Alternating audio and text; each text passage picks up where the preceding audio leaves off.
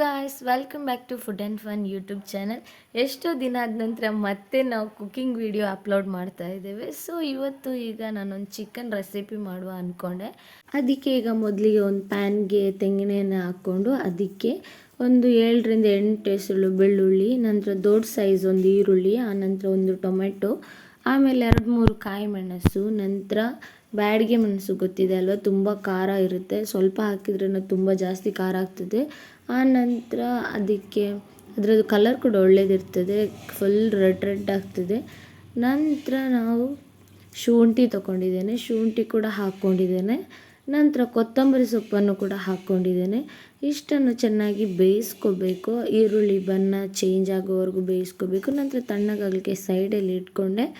ನಂತರ ನೀವಿಲ್ಲಿ ನೋಡ್ತಿರ್ಬೋದು, ತೆಂಗಿನ ತುರಿಯನ್ನು ಫ್ರೈ ಮಾಡ್ಕೊತಿದ್ದೇನೆ. ಎಣ್ಣೆ ಹಾಕಿ ಸ್ವಲ್ಪ ಬೆಳ್ಳುಳ್ಳಿ, ನಂತರ ಕರಿಬೇವನ್ನು ಹಾಕಿ ಸ್ವಲ್ಪ ಅರಿಶಿನ ಹಾಕ್ಕೊಂಡಿದ್ದೇನೆ. ಇಷ್ಟನ್ನು ಚೆನ್ನಾಗಿ ಫ್ರೈ ಮಾಡ್ಕೊತಾ ಇದ್ದೇನೆ. ನೆಕ್ಸ್ಟ್ ಸೈಡಲ್ಲಿ ನಾನು ಸಾಂಬಾರಿಗೆ ಗ್ರೈಂಡರೆಲ್ಲ ಹಾಕಿದ್ದೆ ಆಲ್ರೆಡಿ, ಅದು ಚೆನ್ನಾಗಿ ಗ್ರೈಂಡ್ ಆಗ್ತಾಯಿದೆ. ನಂತರ ಒಂದು ಬಾಣಲೆಗೆ ಎಣ್ಣೆಯನ್ನು ಹಾಕಿ, ತೆಂಗಿನ ಎಣ್ಣೆನೇ ಯೂಸ್ ಮಾಡಿದ್ದೇನೆ ನಾನು. ಅದಕ್ಕೆ ನಾವು ಹೋಲ್ ಸ್ಪೈಸಸನ್ನು ಹಾಕ್ಕೊಂಡು, ನಂತರ ಸ್ವಲ್ಪ ಸಾಸಿವೆ, ನಂತರ ಬೆಳ್ಳುಳ್ಳಿ, ಆನಂತರ ಅಷ್ಟನ್ನು ಫ್ರೈ ಮಾಡಿಕೊಂಡು ಅದಕ್ಕೆ ಈರುಳ್ಳಿಯನ್ನು ಹಾಕ್ಕೊಂಡಿದ್ದೀನಿ. ಈರುಳ್ಳಿ ಸ್ವಲ್ಪ ಜಾಸ್ತಿನೇ ತೊಗೊಂಡಿದ್ದೇನೆ, ದೊಡ್ಡ ಸೈಜಲ್ಲಿ 2 ಈರುಳ್ಳಿನ ತೊಗೊಂಡಿದ್ದೇನೆ ನಾನು. ಅಷ್ಟನ್ನು ಹಾಕ್ಕೊಂಡ ನಂತರ ಅದು ಚೆನ್ನಾಗಿ ಕಲರ್ ಚೇಂಜ್ ಆಗಬೇಕು. ನೋಡಿ, ಇದು ಸಾಂಬಾರಿಗೆ ರೆಡಿ ಆಗ್ತಾಯಿದೆ. ಇದು ನಾನು ಸುಕ್ಕ ಥರ ಮಾಡಲಿಕ್ಕೆ ಒಂದು ರೆಡಿ ಮಾಡ್ಕೋತಾ ಇದ್ದೇನೆ.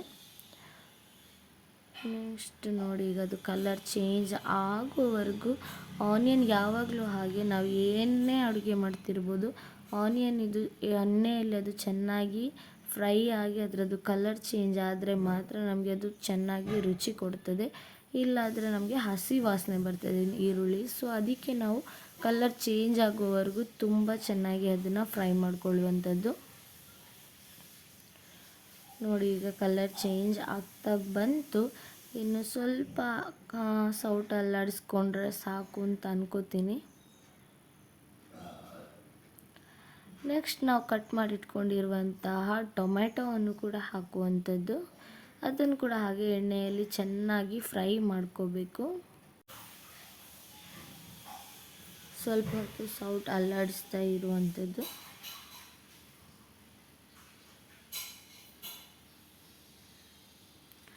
ಎಣ್ಣೆ ಜೊತೆಯಲ್ಲಿ, ತೆಂಗಿನ ಎಣ್ಣೆ ಜೊತೆಯಲ್ಲಿ ಈರುಳ್ಳಿ, ಟೊಮ್ಯಾಟೊ ಎಲ್ಲ ಚೆನ್ನಾಗಿ ಮಿಕ್ಸ್ ಆಗ್ತಾಯಿದೆ. ನೋಡಿ, ಫ್ರೈ ಆಗ್ತಾಯಿದೆ.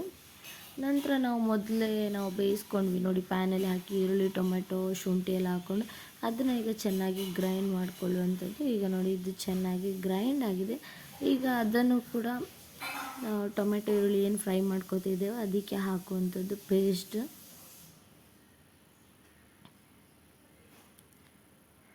ಸ್ವಲ್ಪ ಜಾಸ್ತಿ ಜನರಿಗೆ ಮಾಡ್ಕೊಳ್ಳೋದ್ರಿಂದ ಪೇಸ್ಟ್ ಕೂಡ ಅದನ್ನು ನಾನು 3/4 ಭಾಗದಷ್ಟು ಹಾಕ್ಕೊಂಡೆ. ಅದರದ್ದು ಎಲ್ಲ ಹಾಕಲಿಲ್ಲ, ಸ್ವಲ್ಪ ಫ್ರಿಜ್ಜಲ್ಲಿ ಎತ್ತಿಟ್ಕೊಂಡೆ.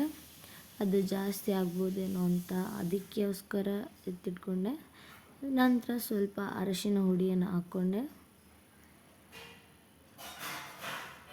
ಅದನ್ನು ಚೆನ್ನಾಗಿ ಎಣ್ಣೆಯಲ್ಲಿ ಫ್ರೈ ಮಾಡಿಕೊಂಡು ಮಿಕ್ಸ್ ಮಾಡಿಕೊಂಡು, ಅರಿಶಿನ ಹುಡಿ ಫ್ರೈ ಮಾಡೋದೆಲ್ಲ ಚೆನ್ನಾಗಿ ಮಸಾಲ ಎಲ್ಲದಕ್ಕೂ ಹೀರುವಂತೆ ಮಿಕ್ಸ್ ಮಾಡಿಕೊಂಡು, ನಂತರ ನಾನು ಕ್ಲೀನ್ ಮಾಡಿ ಇಟ್ಟಿರುವಂತಹ ಕೋಳಿ ಮಾಂಸವನ್ನು ಕೂಡ ಹಾಕ್ಕೊಂಡೆ. ಚಿಕನ್ ಚೆನ್ನಾಗಿ ಕ್ಲೀನ್ ಮಾಡಿ ಇಟ್ಕೊಂಡಿದ್ದೇನೆ ನೋಡಿ. ಕೋಳಿ ಕ್ಲೀನ್ ಮಾಡಲಿಕ್ಕೆ ಸ್ವಲ್ಪ ಟೈಮ್ ತಗೊಳ್ತು ಅಷ್ಟೇ ಅಂತ. ನೋಡಿ, ಕೋಳಿ ಫ್ರೆಶ್ ಆಗಿತ್ತು ತುಂಬ.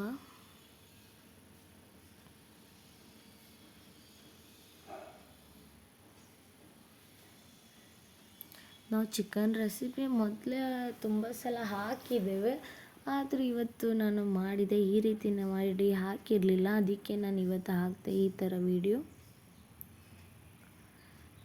ಕೋಳಿ ಸುಕ್ಕ ಎಲ್ಲ ಮೊದಲು ಹಾಕಿದ್ದೇವೆ ನಾವು, ಆದರೆ ಇಷ್ಟು ಡೀಟೇಲಾಗಿ ಮಾಡಿರಲಿಲ್ಲ. ಸ್ವಲ್ಪ ಫಸ್ಟಿಗೆ ಮೆಥಡ್ ಚೇಂಜ್ ಮಾಡಿದಷ್ಟೇ. ಮತ್ತು ಯಾವಾಗಲೂ ನಾನೇ ಸಾಂಬಾರು ಏನು ಬೇಕು, ಪುಡಿ ಮಸಾಲ ಏನು ಬೇಕು ಅದನ್ನು ನಾನೇ ರುಬ್ಕೋತೇನೆ. ನಾನೇ ಎಲ್ಲ ಸಾಮಾನೆಲ್ಲ ಹಾಕಿ, ಏನೆಲ್ಲ ಅಡುಗೆಗೆ ಹಾಕ್ತೇವೆ ಅದನ್ನೆಲ್ಲ ಹಾಕಿ ನಾನೇ ಮಾಡ್ಕೊಳ್ತೇನೆ. ಬಟ್ ಇವತ್ತು ಚೇಂಜ್, ನಾವು ಹೊರಗಡೆಯಿಂದ ನಮಗೆ ಗೊತ್ತಿರುವವ್ರ ಹತ್ರ ಒಂದು ಚಿಕನ್ ಮಸಾಲ ಇದು ಪುಡಿ ತೊಗೊಂಡು ಬಂದಿದ್ವಿ. ಆ ಪುಡಿಯನ್ನು ಹಾಕಿ ಮಾಡುವಂಥದ್ದು. ಅದು ಅರ್ಧ ಕೆ ಜಿಗೆ ಅಂದರೆ 300 ರೂಪಾಯಿಗೆ ಅರ್ಧ ಕೆ ಜಿ ಸಿಗ್ತದೆ. ಸೊ ಆ ಪುಡಿಯನ್ನು ಹಾಕಿ ಮಾಡ್ತಿರುವಂಥದ್ದು, ಅದಕ್ಕೋಸ್ಕರ ಡೀಟೇಲ್ಡ್ ವೀಡಿಯೋ ಹಾಕಿದೆ. ಇದು ನೋಡಿ, ನಮ್ಮದು ಬಾಣಲೆ ಸ್ವಲ್ಪ ದೊಡ್ಡದಾಗಿರೋದ್ರಿಂದ ಅದಕ್ಕೆ ಚೆನ್ನಾಗಿರೋ ಮುಚ್ಚಳ ಸಿಗೋದಿಲ್ಲ. ಅದಕ್ಕೆ ನಾನು ಇಡ್ಲಿ ಮಾಡೋ ಪಾತ್ರೆಯದ್ದು ಮುಚ್ಚಳವನ್ನು ಇಡೋದು ಇದಕ್ಕೆ. ಆದರೆ ತೆಗಿಲಿಕ್ಕೆಲ್ಲ ಕಷ್ಟ ಆಗ್ತದೆ, ಕೈಗೆ ಬಿಸಿ ಆಗ್ತದೆ. ಈಗ ನೋಡಿ ಚೆನ್ನಾಗಿ ಬೇಯ್ತಾ ಬಂದಿದೆ ಕೋಳಿ. ನೀರು ಬಿಟ್ಟಿದೆ ನೋಡಿ, ನಾನು ಸ್ವಲ್ಪ ಕೂಡ ನೀರು ಹಾಕಿರಲಿಲ್ಲ, ನೀರು ಬಿಟ್ಟಿದೆ ನೋಡಿ ಚೆನ್ನಾಗಿ. ಕೋಳಿ ಇನ್ನೂ ಸ್ವಲ್ಪ ಬೇಯಲಿಕ್ಕೆ ಬಾಕಿ ಇತ್ತು, ಬಟ್ ನಾನು ಆಲ್ರೆಡಿ ಆ ಮಸಾಲ ಏನು ತಂದಿದ್ದೆ ನೋಡಿ, ಆ ಮಸಾಲಾನ ಹಾಕಿದೆ. ಚಿಕನ್ ಬೇಯುವಾಗಲೇ ಇನ್ನೂ ಚೆನ್ನಾಗಿ ಮಸಾಲ ಹೀರ್ಕೊಳ್ಳಿ ಅಂತ ನಾನು ಹಾಕ್ಕೊಂಡೆ. ನಾನು ಬಾಕಿ ದಿನ ಆದರೆ ಸ್ವಲ್ಪ ಬೇಯ್ತಾ ಬಂತು ಅಂತ ಆಗಿದಾಗ ನಾವು ಮಸಾಲ ಹಾಕ್ತೀವಿ. ಇವತ್ತು ಸ್ವಲ್ಪ ಮೊದಲೇ ಹಾಕ್ಕೊಂಡೆ, ನಾನು ಚಿಕನ್ ಬೆಂದಿರಲಿಲ್ಲ. ಈಗ ನೋಡಿ, ಇದನ್ನು ಚೆನ್ನಾಗಿ ಮಿಕ್ಸ್ ಮಾಡುವಂಥದ್ದು.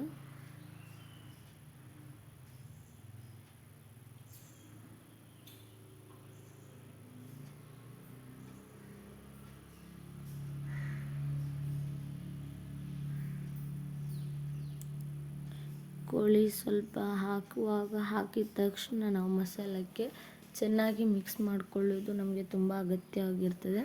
ಯಾಕಂದರೆ ಎಲ್ಲ ಪೀಸಿಗೆ ಅದು ಹೀರ್ಕೊಳ್ಳೋದಿಲ್ಲ, ಅದಕ್ಕೋಸ್ಕರ ನಾವು ಚೆನ್ನಾಗಿ ಮಿಕ್ಸ್ ಮಾಡ್ಕೋಬೇಕು. ಇದು ನಾನು ತೆಂಗಿನಕಾಯಿ ಹಾಕೋದಕ್ಕಿಂತ ಮುಂಚೆ ಸ್ವಲ್ಪ ತೆಗೆದಿಟ್ಟಿದ್ದೆ. ಪುಳಿ ಮುಂಚಿ ನಮಗೆ ತುಂಬ ಇಷ್ಟ ಆಗ್ತದೆ ತಿನ್ನಲಿಕ್ಕೆ, ಸೊ ಅದಕ್ಕೆ ಸ್ವಲ್ಪ ತೆಗೆದಿಟ್ಟಿದ್ದೆ ನೋಡಿ. ಪುಳಿ ಮುಂಚಿಯನ್ನು ನಾನು ಮೊದಲೇ ಒಂದು ಟಿಫಿನ್ಗೆ ಹಾಕಿ ಇಟ್ಟಿದ್ದೆ. ನಂತರ ನಾನು ತೆಂಗಿನಕಾಯಿ ಏನು ಇಟ್ಟಿದ್ದೆ ನೋಡಿ, ಅದನ್ನು ಕೂಡ ಹಾಕ್ಕೊಂಡೆ.